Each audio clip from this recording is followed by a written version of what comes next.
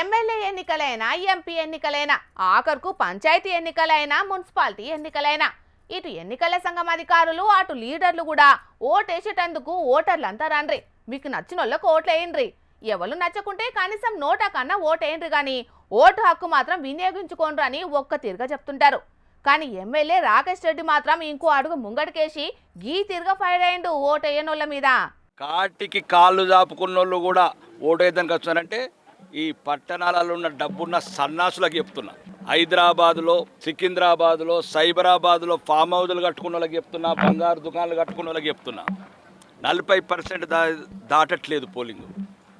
ఎందుకు అనుకుంటున్నారు? ప్రజాస్వామ్యం. ఈ ప్రజాస్వామ్యం లేకపోతే మీ దేశం లేదు, మీ ఆస్తులు లేవు. ప్రజాస్వామ్యాన్ని కాపాడుకోవాలని తెలివిలేని దద్దమ్మలారా గ్రామాలకు రండి. కనీసం రెక్కాడితే డొక్కాడని ప్రజలు కూడా క్యూలు కట్టి ఓటేస్తున్నారు. అది ప్రజాస్వామ్య స్ఫూర్తి. ఈ గుణపాఠం తెలంగాణ వ్యాప్తంగా ఉన్న ఎవడైతే పోలింగ్ రోజు ఇళ్లల్లుండి ఫామ్ హౌస్కి పోయి పిక్నిక్లు పోయే విధవలందరికీ చెప్తున్నా, ఈ ప్రజాస్వామ్యం ఊరికనే రాలేదు, ఈ దేశం ఊరికనే రాలేదు. లక్షల మంది భగత్ సింగులు త్యాగాలు చేసుకుంటే, సుభాష్ చంద్రబోసులు త్యాగాలు చేసుకుంటే వచ్చిన ఈ స్వాతంత్రాన్ని ఈరోజు సోమరిపోతులై ఫామ్ హౌజులలో పడుకొని, ఇళ్లల్లో పడుకొని యూట్యూబ్లండి ఈ దేశాన్ని విమర్శిస్తారు, రాజకీయ వ్యవస్థను విమర్శిస్తారు. ముందు ఓటేయండి. చూసేటోళ్ళందరికీ ఎమ్మెల్యే అయ్యుండి మరీ గింత కోపంతోటి మాట్లాడుతున్నాడేందని అనిపిస్తుండొచ్చు కదా. అవు, ఎమ్మెల్యే రాకేష్ రెడ్డి మాట్లాడింది కొంచెం కరుకుదనంగానే ఉన్నది, కానీ ఆయన ఉద్దేశంలో మాత్రం మంచున్నది.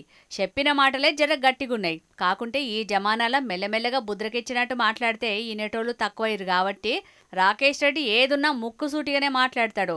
మరి లేకుంటే ఎందుల్లా పల్లెల్లా ఓట్ల నాడు పనులన్నీ బంద్ పెట్టుకొని మరీ జనాలు ఓట్లేస్తారు. ఓట్లేయకుంటే చచ్చిపోయిన వాళ్ళతోటి సమానం అన్నట్టు మాట్లాడతారు వెనకటి ముసలోళ్ళు.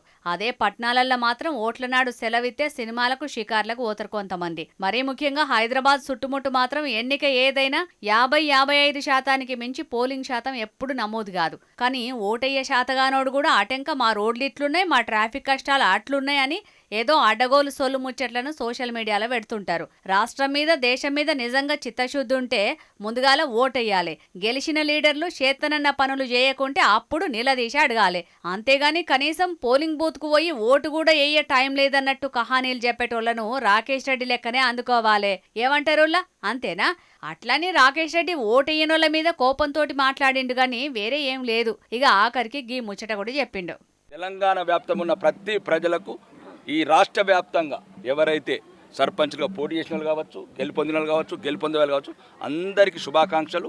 ఈరోజు ఓటమి కూడా చింతించే అవసరం లేదు. ప్రతి ఓటమి ఒక గెలుపుకు పునాది అవుతుంది కాబట్టి ఓటమి పొందిన ఏ వ్యక్తి కూడా దయచేసి మధ్యన ఆత్మహత్యలు అట్లాంటి ప్రయత్నాలు చేస్తున్నారు. ఒక ఓటమితోనే జీవితం అయిపోదు. కేసీఆర్ ఓడిపోయాడు, రేవంత్ రెడ్డి మొన్న ఓడిపోయాడు, కేసీఆర్ 2 సార్లు ఓడిపోయాడు, ఎన్టీ రామారావు ఓడిపోయాడు, ఇందిరాగాంధీ ఓడిపోయింది. వాళ్ళని చూసిన మీరు సర్పంచులు జ్ఞాపకం పెట్టుకోండి. ఈ ఓటమి మళ్ళీ మిమ్మల్ని విజయాలకు దరి చేరుస్తుంది కాబట్టి అందరూ గెలిచిన సర్పంచులు కూడా రాష్ట్రం పట్ల, అభివృద్ధి పట్ల చూడండి. కొద్దిగా నైతిక రాజకీయ విలువలు గ్రామ స్థాయి నుంచి మొదలు కావాలి.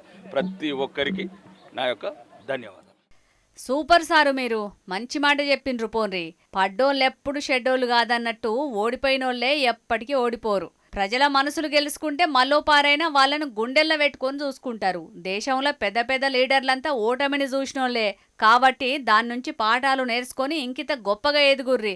అంతేగాని తప్పుడు నిర్ణయాలు ఏం తీసుకోకుర్రి. ఏమంటున్నావు? సరేనా?